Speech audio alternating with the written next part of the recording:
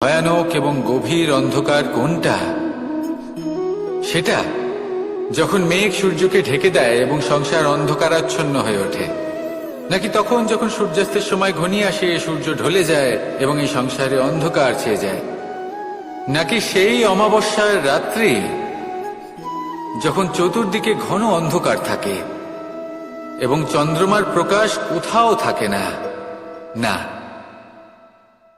এই সংসারে সব থেকে বেশি ভয়ানক অন্ধকার হলো মানসিকতার অন্ধকার। মানসিকতা খুব গভীর একটা বিষয়। এই মানসিকতাই সত্যের রূপ ধারণ করে এবং আমাদের এই মানসিকতা এবং বিবেকে একটা সূর্য থাকে।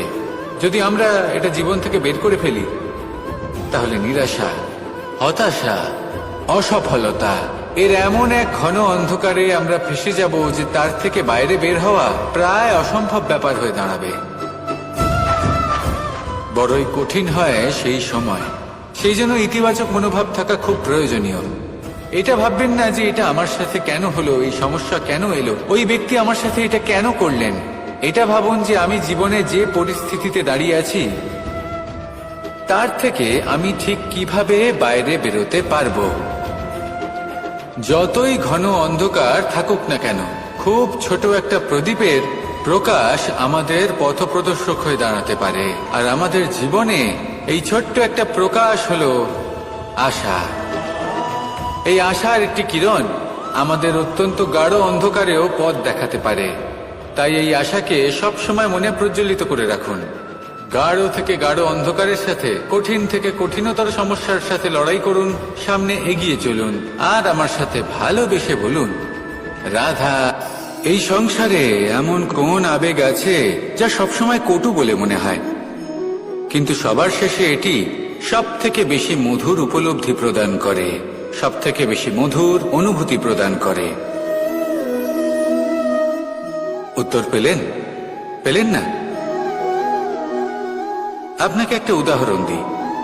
যখন মাতা সীতাকে অপহরণ করা হয়েছিল, তখন শ্রীরাম অপেক্ষা করেছিলেন 4 মাস পর্যন্ত। উনি খুঁজতে চেয়েছিলেন, কিন্তু উনি ওনার খোঁজ বন্ধ রেখেছিলেন।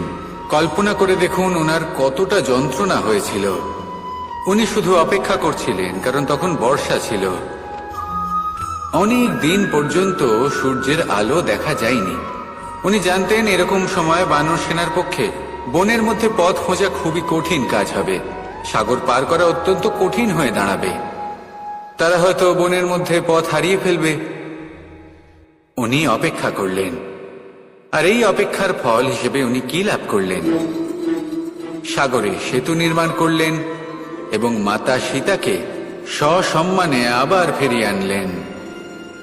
যদি শ্রীরাম অপেক্ষা না করতেন, তাহলে হয়তো এই সব কিছু কখনোই সম্ভব হতো না। এটাই হলো শক্তি ধৈর্যের। এটাই হলো আমাদের কাছে শিক্ষা। এই ধৈর্যই প্রত্যেকবার আমাদের অত্যন্ত কঠিন বলে মনে হয়। ধৈর্য ধরা অত্যন্ত কঠিন, কিন্তু অবশেষে এটাই সব থেকে শ্রেষ্ঠ ফল দান করে, সব থেকে মধুর উপলব্ধি, সব থেকে মধুর অনুভূতি প্রদান করে। তাই ধৈর্য ধরে থাকুন, সবকিছু শুভ হবে। আর তখন এই মন প্রফুল্ল হয়ে বলবে, রাধা রাধা। সুখ এবং দুঃখ এই দুই হলো আমাদের জীবনের অবশ্যম্ভাবী এবং গুরুত্বপূর্ণ অঙ্গ। আমাদের সকলের জীবনে কখনো সুখও আসে, আবার কখনো দুঃখও আসে। আমরা সবসময় ভাবি আমরা কিভাবে সুখ লাভ করব, কিভাবে আমরা দুঃখ থেকে দূরে থাকতে পারি। আর এই জীবনে যা কিছুই ঘটুক না কেন, সেই সবকিছু আমরা সুখ এবং দুঃখের মাপদণ্ডে মেপে থাকি। এবার এখানে একটা ছোট্ট বিষয় আছে। এটা ভেবে দেখতে হবে যে কে আসলে সুখী ব্যক্তি। সুখী ব্যক্তি হলেন তিনি, যিনি নিজের জীবনে নিজের কর্মের বিশ্লেষণ করে থাকেন, সেই বুঝে পদক্ষেপ নেন। উনি কি করতে চলেছেন সেটা উনি জানেন। আর যদি ওনার কোনো দোষ থাকে বা ভুল থাকে, তাহলে সেগুলো শুধরে নিয়ে এগিয়ে চলেন। সেই জন্য উনি সুখী হন। অন্যদিকে যে ব্যক্তি দুঃখী, তিনি কি করেন? তিনি নিজের উপর নয়, অন্যের উপর নিজের নজর রাখেন, যে তিনি কি করছেন, কিভাবে কর্ম করছেন, ওনারা অন্যের নিন্দা করেন, অন্যের সাফল্য দেখে ঈর্ষা করেন, ক্রুদ্ধ হয়ে যান, ওনাদের বাধা দিতে চেষ্টা করেন। সেই জন্যই তো ওনারা দুঃখী হন। এই সংসারে এমন অনেক ব্যক্তি আছেন যারা এই কারণে দুঃখী নন যে তাদের জীবনে দুঃখ আছে। তারা এই কারণে দুঃখ পান কারণ অন্যের জীবন অনেক বেশি সুখের। দেখুন, শেষ পর্যন্ত আপনাকে নিজের কর্মের প্রতি মনোসংযোগ করতেই হবে, অন্যের প্রতি নয়।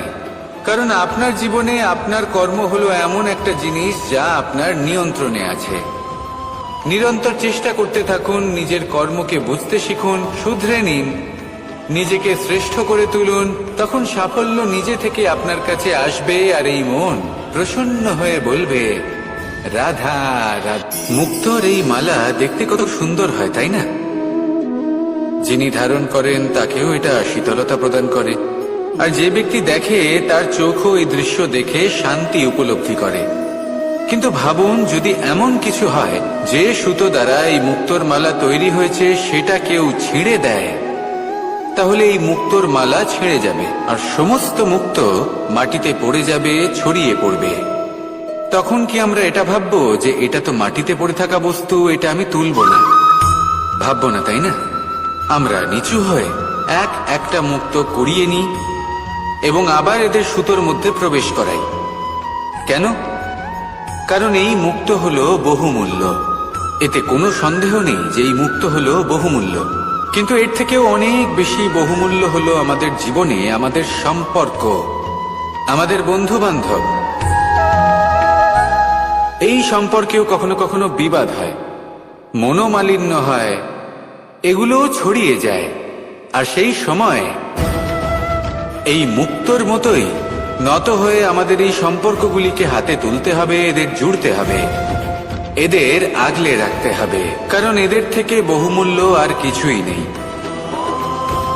আর যদি এই কাজটা আপনি শিখে নিতে পারেন, তাহলে আপনার জীবনের এই সম্পর্ক, এই বন্ধুত্ব সবসময় আপনাকে বল প্রদান করবে, আনন্দ প্রদান করবে। আর এই মন সুপ্রসন্ন হয়ে বলবে, রাধা রাধা।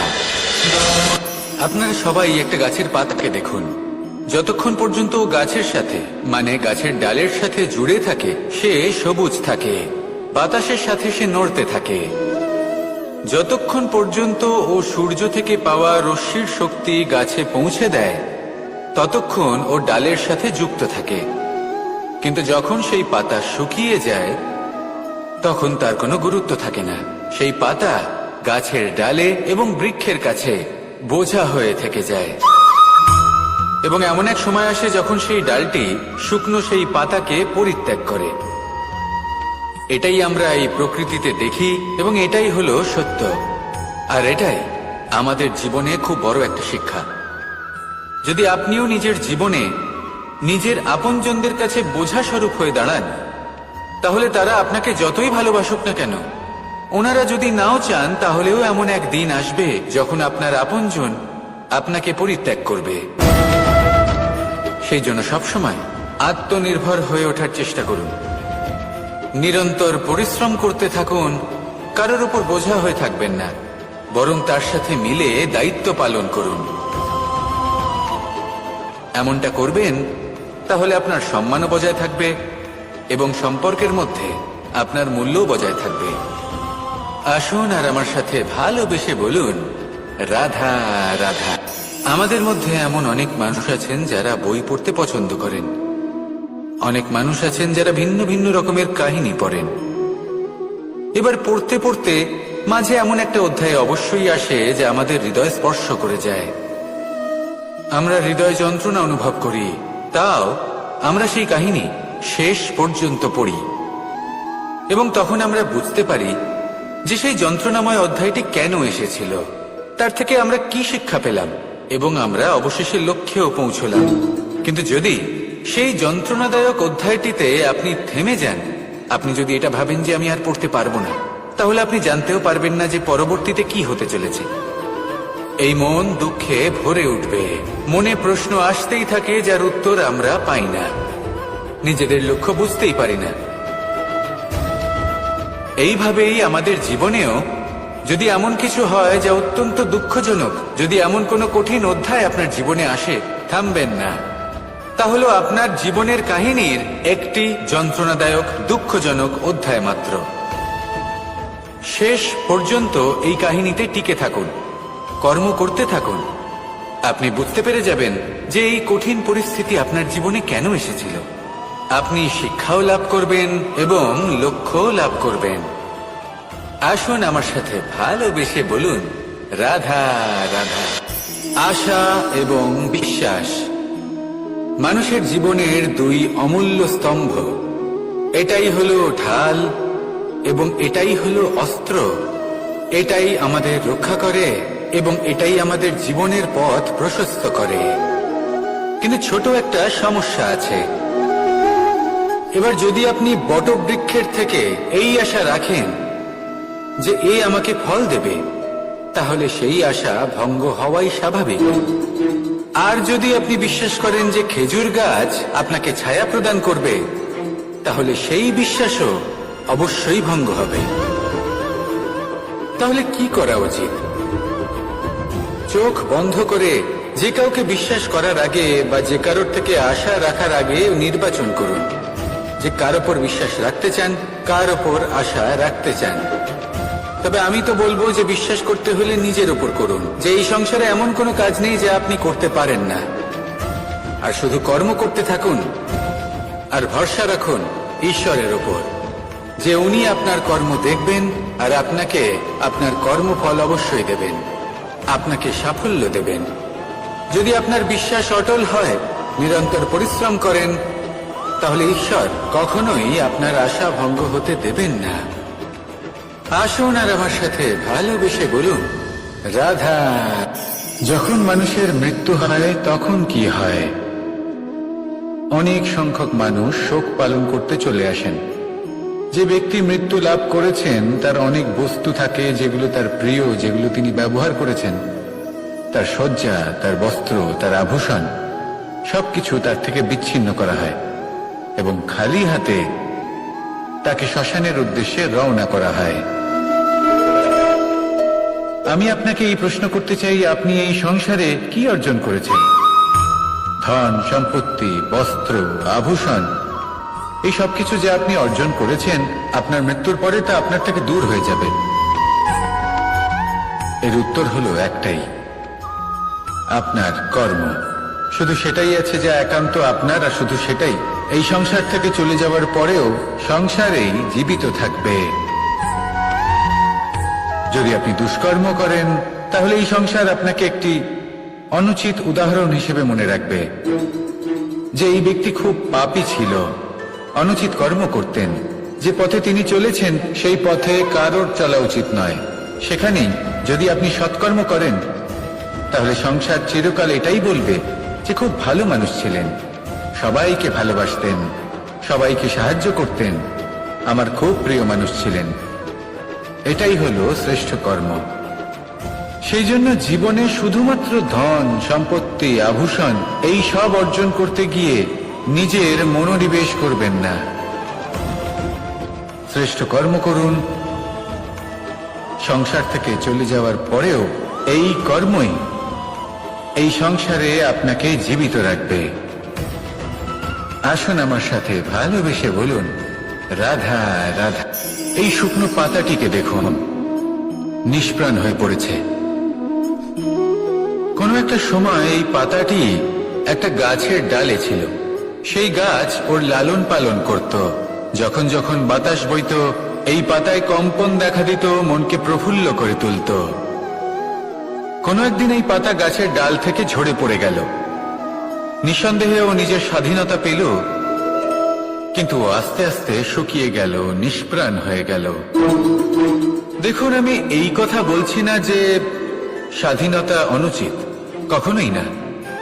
কিন্তু যে কোনো পরিস্থিতিতে স্বাধীন হতে চাওয়া এটা নিশ্চিত রূপে অনুচিত। আমরা যদি আমাদের জীবনে পরিবারের গুরুত্ব ভেবে দেখি, তাহলে এই পরিবারে যতই মতভেদ থাকুক না কেন, যতই মনোমালিন্য থাকুক না কেন, যতই বিবাদ থাকুক না কেন, এই সব মিটিয়ে নেওয়া অত্যন্ত প্রয়োজনীয়। সেই সবকিছু সমাপ্ত করা অত্যন্ত প্রয়োজনীয়। কখনো এই পরিবারকে ভাঙতে দেবেন না, কখনো এই পরিবার থেকে দূরে চলে যাবেন না। এই পরিবার হলো আমাদের জীবনের একটা অমূল্য সম্পদ, অমূল্য এক আশ্রয়, যা এই সংসারে হয়তো কোথাও আপনি পাবেন না। তাই একে আগলে রাখুন। ভেবে নিন আপনি পাতা আর আপনার পরিবার সেই গাছ। আসুন আমার সাথে ভালোবেসে বলুন, রাধা রাধা। কখনো কখনো অন্ধকারের সাথে লড়াই করার জন্য আমরা প্রদীপ জ্বালাই। এতে প্রথমে সলতে রাখি, তারপর তেল ঢালি, তারপর আগুন জেলে এটা প্রজ্বলিত করি। তারপর একটা সময় আসে যখন এই প্রদীপ নিভে যায়। কারণটা কি? কারণ কি এটা যে প্রদীপের প্রকাশমান হওয়ার ক্ষমতা সমাপ্ত হয়েছে? না, এই যে আগুন আমরা দেখতে পাচ্ছি, এই আগুনের জন্য যে শক্তির প্রয়োজন হয় তা আসে এই তেল থেকে। যদি এই তেল সমাপ্ত হয়ে যায় তাহলে এই প্রকাশ তাও সমাপ্ত হয়ে যায়। আর আমাদের জীবনে এই তেল হলো আমাদের কর্ম, আর এই আগুন আর এর দ্বারা উৎপন্ন হওয়া প্রকাশ আমাদের ভাগ্য। যত আমাদের কর্ম ক্ষীণ হতে থাকবে, আমাদের ভাগ্য সৌভাগ্য কোথাও না কোথাও লুপ্ত হয়ে যাবে। যে উজ্জ্বল ভবিষ্যৎ আমরা চাইছি তা কখনো লাভ করতে পারবো না যদি কর্ম না করি। ঠিক যেমন তেল ছাড়া অগ্নি উৎপন্ন হয় না, তেমনি কর্ম ছাড়া সৌভাগ্য হয় না। আর যেমন কর্ম তেমন ভাগ্য। তাই সবসময় কর্ম করতে থাকুন, কর্ম করা থামাবেন না। আর আমার সাথে ভালোবেসে বলুন, রাধা রাধা। যখন আমরা মৌন থাকি তখন আমরা কতটা শক্তি ব্যয় করি, বিন্দুমাত্র নয়। সেখানেই যখন আমরা রুষ্ট হই তখন আমরা কতটা শক্তি ব্যয় করি। আমাদের রক্ত গরম হয়ে ওঠে, চোখ থেকে যেন অগ্নি বর্ষা হয়, আমরা চিৎকার করতে থাকি, জোরে কথা বলি, কখনো কখনো আমরা অনুচিত কর্ম করে বসি। সবকিছুই ক্রোধের বশে করি। এবার এই ক্রোধকে মৌনতায় পরিণত করতে হবে। এই কাজটা চোখে দেখা যায় না, এই কাজ সরল নয়, এই কাজ হলো অত্যন্ত কঠিন এবং এই কাজই শ্রেষ্ঠ। সেই ব্যক্তি শক্তিশালী নন যিনি কথায় কথায় ক্রুদ্ধ হয়ে যান, কথায় কথায় যিনি আক্রমণ করেন। আজ্ঞে না, সব থেকে বেশি শক্তিশালী ব্যক্তি হলেন তিনি যিনি নিজের ক্রোধকে মৌনতায় পরিবর্তন করতে পারেন, যিনি শান্ত মনে পরিস্থিতিকে বোঝেন, তার আকলন করেন আর তারপর বিবেকের দ্বারা সিদ্ধান্ত নেন। তিনি হলেন সব থেকে শক্তিশালী ব্যক্তি। তাহলে সেই ব্যক্তি হয়ে উঠুন আর আমার সাথে ভালোবেসে বলুন, রাধা রাধা। আমাদের জীবনে গুরুজনেরা, জ্ঞানী মানুষজন সবসময় একটা কথা বলেন, ধৈর্য ধরো। শুধুমাত্র দুটো শব্দ, কিন্তু কতটা বিশাল সেটা বোঝার চেষ্টা করুন। ছোট একটা অস্ত্র হাতে নিন এবং একটা বিশাল পর্বতে নিরন্তর প্রহার করতে থাকুন, ধৈর্য ধরে সেই কাজ করতে থাকুন।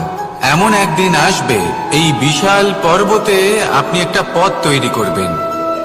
কোনো ধনুর্ধর যখন নিজের বিদ্যা অর্জন করেন তখন তাকেও ধৈর্য ধরতে হয়, তার নিজেকে সময় দিতে হয়, তবেই সে ধনুর্বিদ্যা শিখতে পারে। সেইভাবে আমাদের জীবনেও ধৈর্য ধরার খুব প্রয়োজন। পরিবারে ধৈর্য রাখতে পারলে তাহলে আস্তে আস্তে দেখবেন প্রেম বৃদ্ধি পাচ্ছে। সমাজে যদি ধৈর্য রাখতে পারেন তাহলে আস্তে আস্তে এই সমাজ আপনাকে সম্মান করবে। যদি নিজের জীবনে ধৈর্য রাখতে পারেন তাহলে নিজে থেকেই আত্মবিশ্বাস বাড়বে, নিজের বিকাশ হবে। জীবনে সবই সম্ভব যদি ধৈর্য রাখতে পারেন। হয়তো আস্তে আস্তে হবে, কিন্তু হবে অবশ্যই। শুধু ধৈর্য রাখুন, কারণ ধৈর্যই সব থেকে বড় পুঁজি। আসুন আর আমার সাথে ভালোবেসে বলুন, রাধা রাধা। আমাদের জীবনে যখনই আমরা কোনো বড় দায়িত্বের সম্মুখীন হই তখন আমরা তার থেকে দূরে পালাই, আর এই অজুহাত দিই যে না না, এত বেশি ভার বহন করার যোগ্যতা আমার নেই, আমি করতেই পারবো না। দেখুন, এই সংসারে ভিন্ন ভিন্ন ধরনের গাছ আছে, ছোট গাছ, বড় গাছ, কিন্তু বটগাছের মতো বড় এবং নিবিড় গাছ আর একটাও নেই। সে নিঃস্বার্থভাবে এই সংসারকে সেবা করে যায়, ছায়া প্রদান করে, শীতলতা প্রদান করে, আর যখন এমন সময় আসে যখন তার ওপর বোঝা অত্যন্ত বেড়ে যায়, সে কিন্তু কোনোভাবেই ভেঙে পড়ে না। তখন সে নিজের নিঃস্বার্থ কর্মের ফল লাভ করে, সেই নিঃস্বার্থ কর্ম যা সে করেছে। তার দেহ থেকে ছোট ছোট ঝুড়ি বার হয় এবং তা কাণ্ডের আকার ধারণ করে। সেই কাণ্ড মাটির কাছে পৌঁছয় এবং তারপর তা বটগাছের সহায়ক হয়ে ওঠে। সে ভেঙে পড়ে যায় না। এইভাবে আপনিও জীবনে নিঃস্বার্থভাবে সবার সেবা করুন, ভালোবাসুন, সবাইকে সাহায্য করুন। যেদিন আপনার ওপর বোঝা অত্যন্ত বেড়ে যাবে, সেদিন এই সব মানুষ আপনাকে সাহায্য করার জন্য আসবেন, আপনার শক্তি হয়ে উঠবেন। আর আপনি বটগাছের মতোই মহান এবং বিশাল হয়ে উঠবেন। আসুন আর আমার সাথে ভালোবেসে বলুন, রাধা রাধা। একটা শব্দ আছে, পরিস্থিতি। অনেক মানুষের মুখে আমরা এই শব্দ শুনি। জীবনে যখন অসফল হই, দুঃখ আসে, সংকট আসে, কোনো বিপদ ঘনিয়ে আসে, তখন সমস্ত দোষ আমরা পরিস্থিতির ওপর চাপিয়ে দিই। আর দেখতে গেলে কোথাও না কোথাও ঠিকই করি। এই পরিস্থিতি প্রত্যেক দিনের মতো পাল্টাতে থাকে, কিন্তু এই দিন, এই রাত, এমন কেউ আছেন যিনি এর উপরেও নিয়ন্ত্রণ সাধন করেন, আর তিনি হলেন সূর্য। ঠিক সেই রকমই আমাদের জীবনেও সূর্য হলো এই মন। যদি এই মনের উপর আমরা নিয়ন্ত্রণ করতে পারি, তাহলে আমরা জীবনকেও নিয়ন্ত্রণ করতে পারবো। প্রথমে এই মনের রাজা হয়ে উঠতে হবে। তাই মনে রাখবেন, যদি মন দুর্বল হয়, তাহলে পরিস্থিতি আমাদের সমস্যা বলে মনে হবে। এই মন যদি স্থির হয়, পরিস্থিতি প্রতিস্পর্ধা বলে মনে হবে।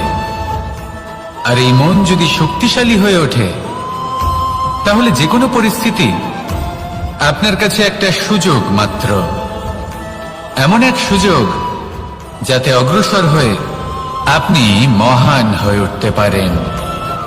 এই মনের শক্তির বৃদ্ধি ঘটান, মহান হয়ে উঠুন, আর আমার সাথে ভালোবেসে বলুন, রাধা রাধা। খুব সুন্দর একটা কাহিনী আছে। একবার এক ব্যক্তি নিজের অসফলতার জন্য ত্রস্ত হয়ে সময় দেবতার তপস্যা করতে বসলেন। উনি তপস্যা করলেন এবং সময় দেবতা প্রসন্ন হলেন, মানুষের রূপ ধারণ করে ওনার সামনে প্রকট হলেন। এবার সেই ব্যক্তি ওনাকে জিজ্ঞেস করলেন যে কি এমন আছে যার জন্য আপনি বারবার জয়ী হন আর আমি চিরকাল পরাজিত হয়ে থাকি? কেন এত পরিশ্রম করা সত্ত্বেও আমি সাফল্য লাভ করতে পারি না? তখন সময় দেবতা উত্তর দিলেন যে দিন হোক বা রাত, ঝড় হোক বা ভূমিকম্প, রোদ হোক বা বৃষ্টি হোক, সময়ের সূত্রপাত হোক বা প্রলয়, আমি থামি না, আমি চলতেই থাকি। আর সেই জন্য যিনি থেমে যান তিনি পরাজিত হন আর আমি জয়ী হই। এটাই আমাদের শিখতে হবে। জীবনে সবসময় চলতে থাকুন, কখনো থামবেন না। হ্যাঁ, কিছুক্ষণের জন্য বিরতি নিতে পারেন, বিশ্রাম করার জন্য, নিজেকে আরো সশক্ত করে তোলার জন্য, কিন্তু থেমে যাবেন না। নিরন্তর কর্ম করতে থাকুন, পরিশ্রম করতে থাকুন, তবেই এই সংসার আপনাকে মনে রাখবে। আসুন আমার সাথে ভালোবেসে বলুন, রাধা রাধা। মানুষ তার জীবনে দুই ধরনের পরিস্থিতিকে খুব ভয় পায়। এক, কোনো কারণবশত কারোর সামনে নত হওয়া। দুই, কোনো কারণে নিজের চরিত্র থেকে, নিজের মূল্যবোধ থেকে বিচ্যুত হওয়া। এবার কেন হয় এরকম যে কথায় কথায় কারোর সামনে নত হতে হয়? কেন বারংবার নিজের চরিত্র থেকে চ্যুত হতে হয়? এরকম কেন হয়? এটা তখনই হয় যখন আমাদের শিক্ষা এবং মূল্যবোধের অভাব থাকে। যদি মানুষের মধ্যে প্রকৃত শিক্ষা থাকে, তাহলে এই সংসারে কোনো সময় এবং কারোর সামনেই নত হওয়ার কোনো প্রয়োজন নেই। যদি মানুষের মধ্যে মূল্যবোধ থাকে, তাহলে তাকে নিজের মূল্যবোধ বা চরিত্র থেকে বিচ্যুত হতে হয় না, তা সে যাই হয়ে যাক না কেন। কোনো বালককে যদি জন্ম থেকেই সুশিক্ষার অধিকারী করা হয়, শিক্ষিত করা হয়, মূল্যবোধের অধিকারী করা হয়, তবে সে এই সংসারে এমন কর্ম করবে যাতে সে নিজেকে, নিজের পরিবারকে, সমগ্র সমাজকে গর্বিত করতে পারে। শিক্ষা লাভ করুন, মূল্যবোধ লাভ করুন, এবং আমার সাথে ভালোবেসে বলুন, রাধা রাধা। আমাদের সকলের জীবনে একটা লক্ষ্য থাকে যেটা আমরা লাভ করতে চাই। ঠিক যেন একটা প্রতিস্পর্ধা বিদ্যমান যে কে সব থেকে আগে নিজের লক্ষ্যে পৌঁছতে পারবে। আর সেই জন্য আমরা সকলেই খুব তাড়াতাড়ি এগোতে চেষ্টা করি, বড় এবং দীর্ঘ পদক্ষেপ ফেলি যাতে তাড়াতাড়ি নিজের লক্ষ্যে পৌঁছতে পারি। কিন্তু এক অত্যন্ত গুরুত্বপূর্ণ বিষয় আছে, সবসময় লক্ষ্য সামনে থাকবে না, কখনো কখনো তা খুঁজতে হয়। এই যাত্রা খুব কঠিন হতে পারে। আর ঠিক এই কারণেই সবসময় দ্রুত গতিতে চলা বা তাড়াতাড়ি পথে চলা সেটা আবশ্যক নয়। তার থেকেও বেশি গুরুত্বপূর্ণ হলো ভেবেচিন্তে তারপর পথ চলা। যদি ভেবেচিন্তে পদক্ষেপ ফেলেন, চলতে পারেন, তাহলে সেটাই সর্বশ্রেষ্ঠ পদক্ষেপ। কখন কোন দিকে যেতে হবে, কখন কোথায় দিক পাল্টানো যাবে না, কখন গতি বেশি রাখতে হবে, কখন কম, কখন থামবো, কখন চলবো, এই সব কিছুর বিষয়ে জ্ঞান অত্যন্ত গুরুত্বপূর্ণ এবং ভেবে চিন্তে চলতেই হবে।